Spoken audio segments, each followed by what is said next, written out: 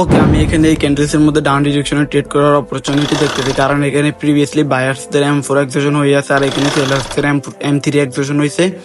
Plus এখানে এক according এটা পাওয়ার ক্যান্ডেল ধরা যায়, ওই অ্যাকর্ডিং এখানে আমি ডাউন ডিরেকশনের জন্য ট্রেড প্লেস করবো। এখন আমি লো টাইম ফ্রেমের কনফার্মেশন যদি ডাউন ডিরেকশনের জন্য থাকে, আমি এখানে ডাউন ডিরেকশনের জন্য ট্রেড প্লেস করবো এখান থেকেই।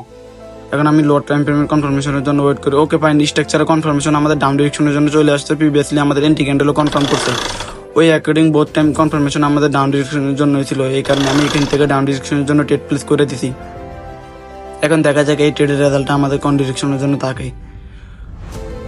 ওকে, দেখা যাক এই ট্রেডের রেজাল্ট আমাদের কোন ডিরেকশনের জন্য থাকে। আর এখানে মার্কেটটা এখন এখানে রেঞ্জিং মোডের মধ্যে যাইতে পারে, কারণ এখানে বায়ার্সদেরও পাওয়ার আছে, সেলার্সদেরও পাওয়ার আছে। ওকে ফাইন, এটা আমাদের এন্ট্রি পয়েন্টের নিচে ক্লোজিং দিছে। ওকে ফাইন, এটা আমাদের এন্ট্রি পয়েন্টের নিচে ক্লোজিং দিছে। আর যারা যারা আমার টেলিগ্রামের মধ্যে জয়েন করেন না, এখন আমার টেলিগ্রামে জয়েন করতে পারেন, কারণ এখানে ট্রেড রিলেটেড কিছু পোস্ট করাবো, এখান থেকে ভালো লার্নিং নিতে পারবেন। ওকে, আল্লাহ হাফেজ, দেখা হবে পরবর্তী ভিডিওতে।